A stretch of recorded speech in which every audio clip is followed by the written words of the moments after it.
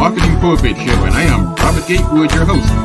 We are here every Friday at 10:30 a.m. bringing you the good of marketing gospel.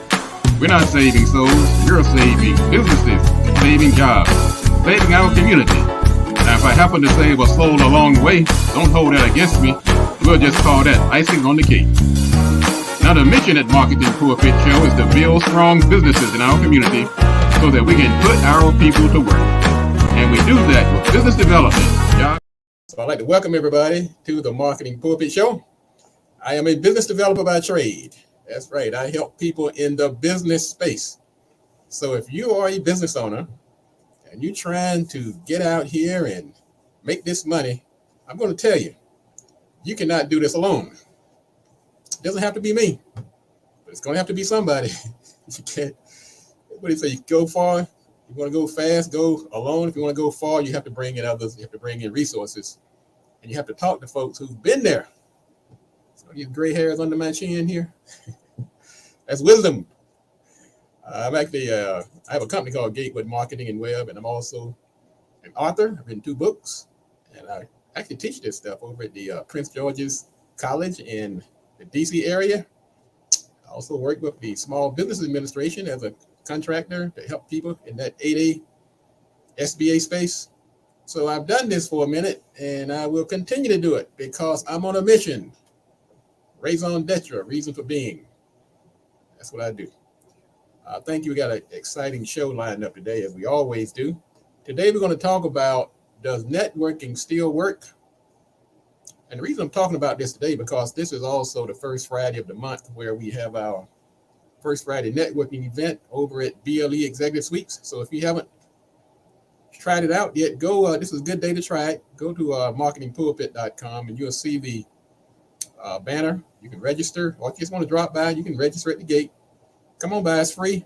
We're going to have a great lineup today. Matter of fact, Mr. David Griffiths, he's talking about online presence and how to maximize your social media. He's an influencer on TikTok.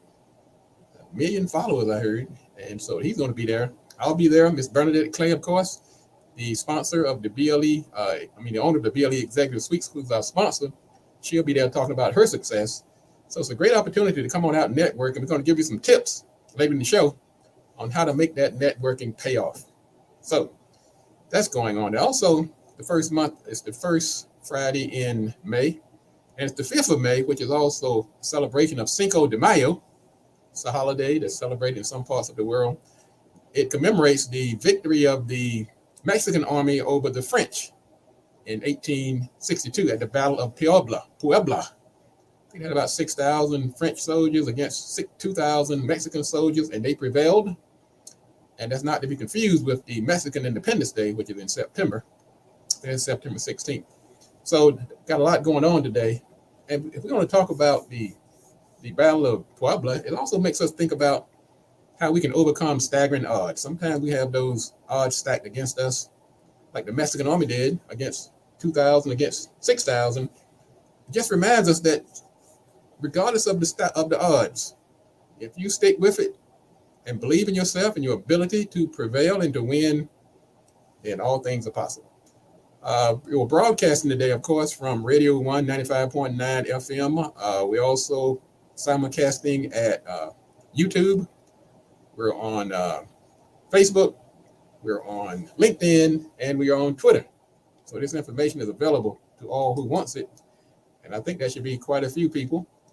I see Brother Bradley Thomas tuning in. Brother Bradley Thomas from Bradley Thomas Law is actually a sponsor of the show. Mr. Thomas, he's also has his own show, but glad to have him tuning in every Friday. Like I say, he's a sponsor of the show. As a matter of fact, he's also in our business directory, and he has told me that he's such a supporter of the show that he said anybody who signs up for the business directory, he's going to give them 20% off of his services. So I want to thank Brother Thomas for the support of being a sponsor and putting that great offer out there. So if you go to mpi.bz and put your name in the directory, and if you need some of his services, and he has quite a few, then he's willing to give you that offer. And thank you, Brother Thomas, one, for being a sponsor, for being a supporter, and helping us grow this platform.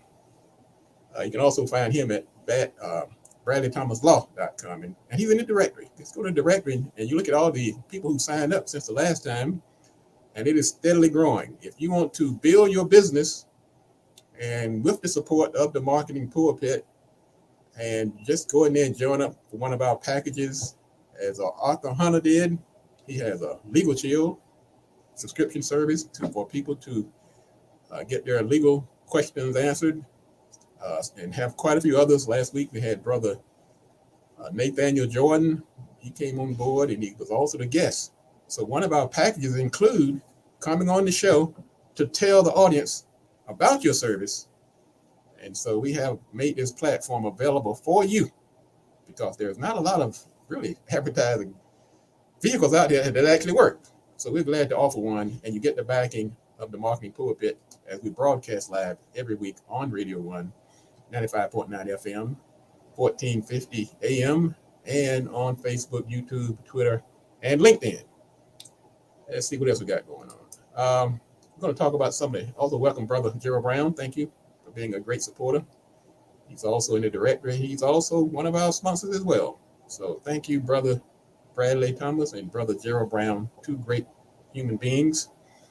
Also, our sponsor, BLE Executive Suites. They have the 3 locations, one in Largo, one in National Harbor, and one in College Park. They're celebrating also this month their expansion in College Park, where they are a hub zone. And they're celebrating by giving you 2 free months off their service, off their mailbox and address services, if you mention the Marketing Pulpit. Man, we have such great things going on here at this location, and you should be a part of it. And you can start today by going to the business directory, mpi.bz. It's scrolling across the bottom of the screen if you're tuning in online, and join us. We're making things happen. Come on out to the networking event today. I'll be there. So there's a lot going on, and so we don't want to leave you behind. So come on out and join us. Let's see what else is going on. Let's talk about some items in the news this morning. Before we're going to talk about later in the show, does networking still work? But let me get to some of these news items. On January 20th, President Obama announced that the PHE, the public health emergency, will end on May 11th. What is that? Like next Thursday. He's saying, hey, this COVID thing is over.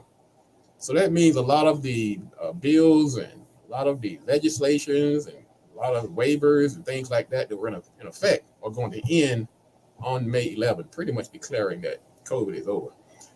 And so that's going to impact some of these healthcare providers. So they need to really read the fine print on some of the money they're going to get, some of the money they're going to stop getting, and they need to pass that information on to their patients as well. Let's see, worker and CEO pay gap further widens. No matter what happened, the rich people seem to somehow find a way to give themselves a raise. They made a 7% increase last year versus their workers, which got a 3%. That's not right, ladies and gentlemen. Why can't the workers get 7% at least equal, or they get the 7% and the CEOs get the 3%? Something's wrong there. Let's see what else is going on. Google and Apple are fighting this AirTag misuse. People are using these AirTags, these little things about the size of a quarter. You put them in your devices, like your briefcase or your luggage, and if it gets lost, then you just turn on your device and it can track it. But I'm telling you, boy, the bad guys, they're always looking for the opportunities. Well, the bad guys are putting these tracking devices on people they want to stalk. So if you got a jealous lover or somebody want to rip you off, they drop one of these little tags on you and they know exactly, they can just follow you around town. Just like the app on Uber. So Google and Apple are trying to do something to combat that, which I think is a very good thing, because I'm telling you, this technology, I know the people that created, they said they had good intentions, but I'm starting to wonder, because it seems like now there's just more downside. There seems to be more of a downside to much of this technology than the upside. I was talking a few years ago when a lot of this stuff was first jumping off. I was like, I don't think all of this is going to be good, particularly We got this Chat GPT now, and they're saying now that this AI is actually going to be smarter than the people that created it, and it's going to have these special powers to kill people and target people. And all I can say, I'm going to tell you this today: just keep up. Don't be blindsided by some of the things that are going on. And if you're not sure, tune in right here, because that's one of the fields I work in and that I instruct classes at the college and some of the other places. So let's stay abreast of that. Also,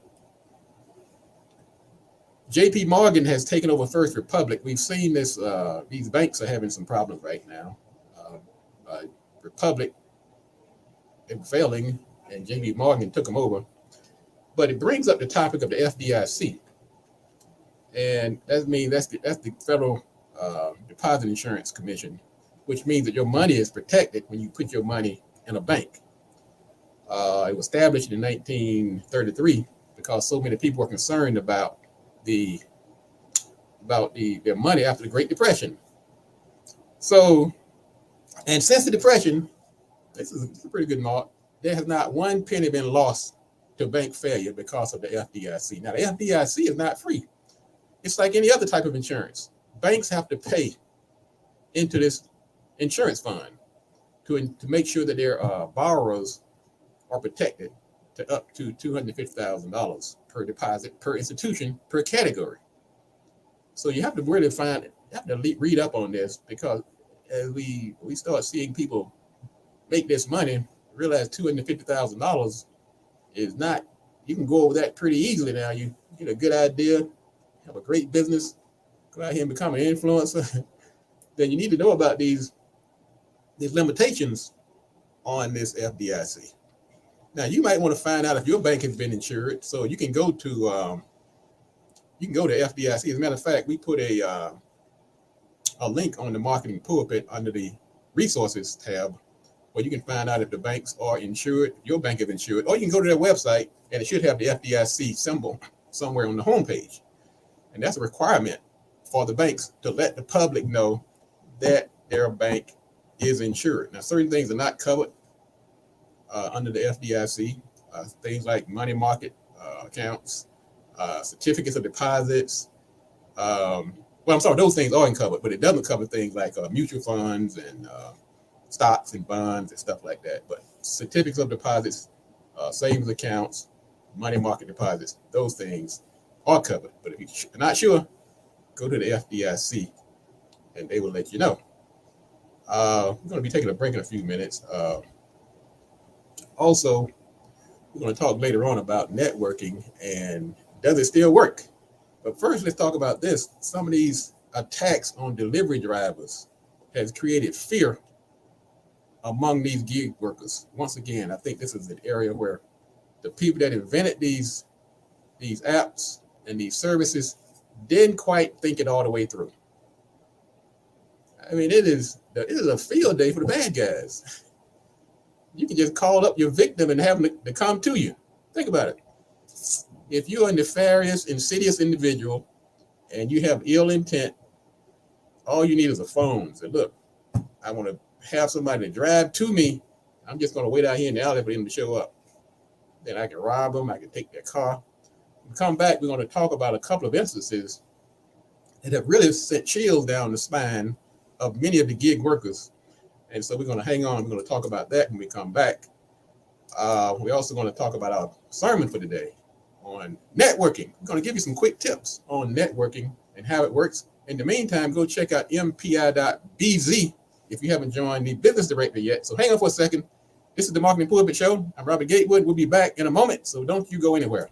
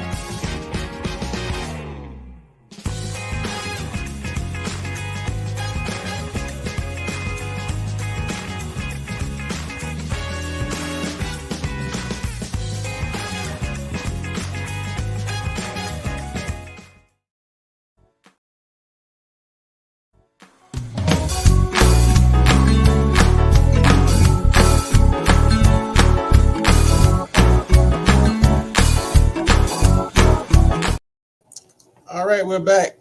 This is the Marketing Pulpit Show, and I am Robert Gatewood, your host. We are here every Friday at 10:30 a.m., bringing you the good marketing gospel. This is the 5th of May, Cinco de Mayo. And if you're not sure what we're celebrating, it happened back in 1862, where the Mexican army defeated the French at the Battle of Puebla. It's a national, it's a holiday that's recognized around in certain parts of the world. We're going to talk about these gig drivers and some of the challenges they're facing right now. Just driving to make your deliveries. One lady, she was open. A lot of this happening in Florida for some reason. Some strange things are happening in Florida, and this happens to be one of them. A lady, she's a gig driver. She's delivering somebody's food. She mistakenly drove into the wrong driveway. And of course, somebody fired into the person's car, just trying to make an Instacart delivery. In Florida, a man was charged, that's a terrible story. A man was charged with killing and dismembering an Uber driver who brought food to his home. You're talking about a bad day at the office. That's why we keep this segment going, War in the Workplace. You're out delivering food and you become the food. I mean, that's about crazy as it gets. And a DoorDash delivery driver, a young lady was driving, and she delivered to a hotel, and the person kidnapped her, sexually assaulted her. And once upon a time, the good part of this story, the bright where technology actually worked, her family was able to track her through her phone and came and rescued her. Of course, the person that was doing the kidnapping shot at the family and hit one of the members. So my point is, ladies and gentlemen, I'm just going to put out an entreaty to you. Technology is great when it works, but don't let your guard down. And you don't have to jump on everything the first time it comes out. Sometimes you might want to let somebody else be the guinea pig. Because once you get steeped into this stuff, it's hard to walk backwards. So, anyway, I don't know. I got to think about this. I'm going to do a show on ChatGPT coming up. And for all of you all who aren't aware of it, then it's artificial intelligence that's really smarter than most people that are using it. And it really has some serious implications. And so just know coming down the pike, I am going to go ahead and do a show on it because many people have been asking me about it. And it's so stay tuned for that coming up down the road. Let's talk about some networking, because if you are a business owner and you're trying to grow your business and you're looking for ways to promote that business, then networking is one way that has been very successful for many. Many people have asked me, does networking still work? I do a course over at the college called Networking Works. And what has happened is that networking has evolved. Networking has been around since the beginning of time. Anytime you get two or more people together, then networking can happen. And networking does not always have to be a business setting where people sitting around talking about the latest products and things like that. Your church can be your network. Your family is a network. Your fraternity. You can be at the coffee shop and the person in front of you, two or more people together, then networking can happen. So what you want to be is, if you want to take advantage of this tool, you need to understand some of the rules of the game. When I teach the course at networking, I never forget the last young lady. She was in one of my courses, and she said, "Hey, Mr. Gatewood, I don't know if I like this networking thing because I don't like to talk." Well, I told her, well, you're in good shape, because networking is really about listening. It's not about put an arm wrestle on somebody and try to get them to buy something. So once you understand how networking works, then you're going to be more successful at how you go about it. Now, I'll give you a couple of quick tips. And as I stated earlier, we're having a networking event over at BLE today. It's at 9700 Apollo Drive on the first floor. I'll be there. Miss Bernadette Clay will be there. A young man named David Griffith, who's actually a social media digital marketing expert. So we're going to have a good time today, and those numbers have been growing. Also, what I'm thinking about it too, this is the month we're celebrating the birth of the marketing pulpit. The show was actually launched back in 2010, and so this will be year 13. And the show was started to help small businesses grow and to build a platform where we can actually come together as a community and share ideas, thoughts, and support each other and provide good service. The name came about. My dad was a Baptist minister, and he was actually in hospice as I was contemplating starting the show. So I named the show Marketing Pulpit to honor him. And so some people have asked me, is this a religious show? Is this a gospel show? Well, it's a ministry, but it's a business ministry. And I try to make that clear in my opening remarks. We're saving businesses. We're not in the soul saving business. We're in the business saving business. And therein lies. So I give myself a pat on the back for a 13-year run of the Marketing Pulpit. Let's get back to our topic of, is networking a waste of time? Well, the answer is no. But you have to, if you go about it the wrong way, it could very well be a waste of time. So, but what I'm going to give you is a couple of quick tips. Have some goals when you go out to network. Now, sometimes you may need customers. You may be looking for investors. You may be looking for contractors. So go into that with that in mind, and you'll be more focused in who you talk to and the things you may ask when you're doing your listening. Also, you might have, if you're looking for sales, if you're looking to increase your sales, you may say, look, I'm going out here. I want to network get the address or email address of at least 5 people. So as in most things in life, you're going to be more successful when you go about it if you have some type of goal in mind. Another thing you want to do when you're networking, driving late is not stylish. So I know we get stuck in traffic sometimes and we can't control certain things, but it's better to arrive early. When you get there early, you can get a lay of the land.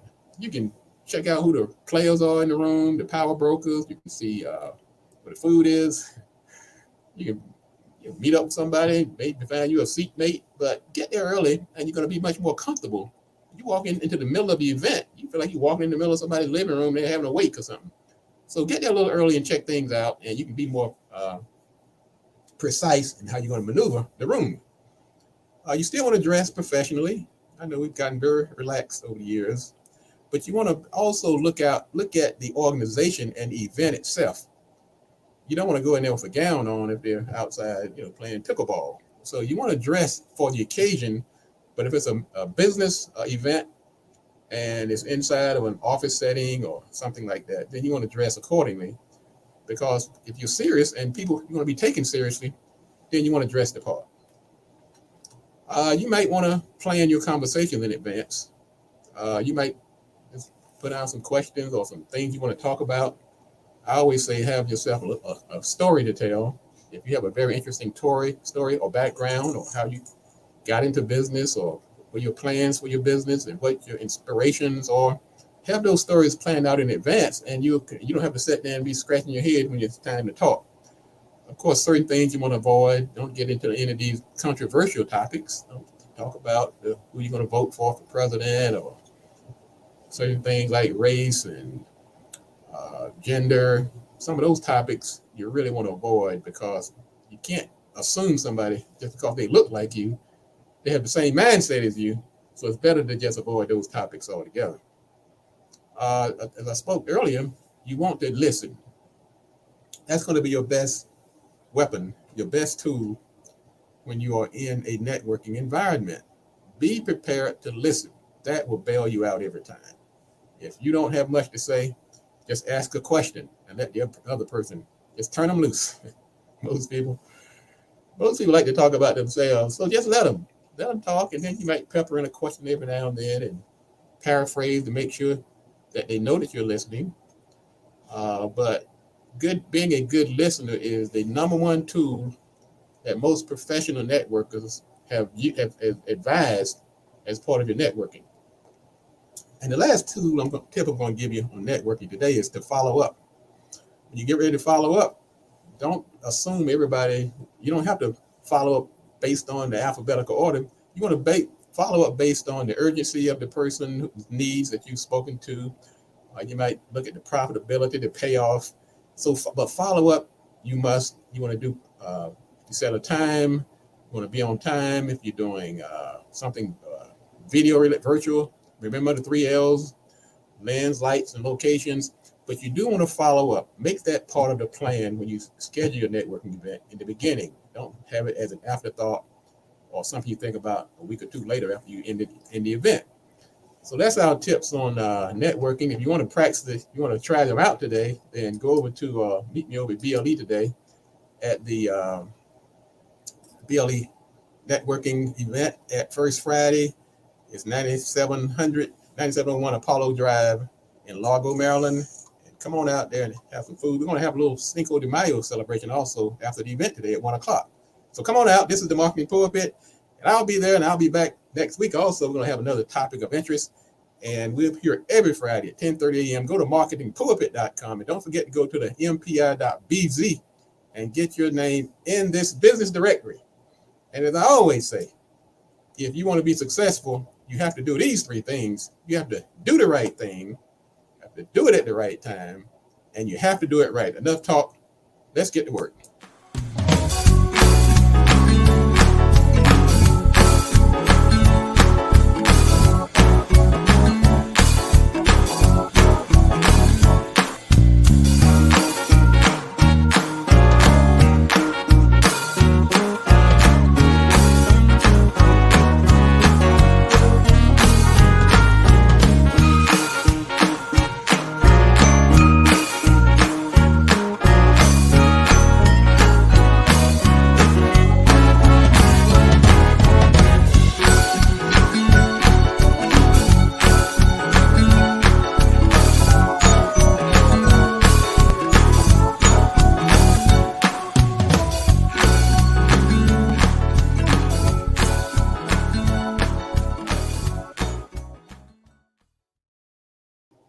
When you have a conflict going on, if you want to shut that person up, I'm telling you, sit there and listen. Let them talk themselves out. And somehow, I've said this many times, some of the greatest problems in the world have been solved through listening. Listening also does this. It shows respect. When you sit there and listen to a person and sit there and give them the time and the due, it is a sign of respect. It lets them know that their thoughts and feelings are important. If you're listening, but if you're sitting there yapping when they're trying to talk to you, that can actually come across as very disrespectful, okay? If you have a service that people can't afford, then you have to find a way to get that service to people, to the ones who can't afford it, if it's something that they really need. That's why law firms have pro bono services and things like that. That's why medical clinics have the free clinic. Because some things you can't just say because you can't afford it, you're not going to get it. I feel that marketing advice falls in that category as well, particularly if you're a business owner.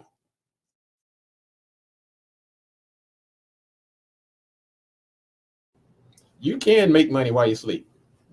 It may be an oversimplification in some instances and not so much in others.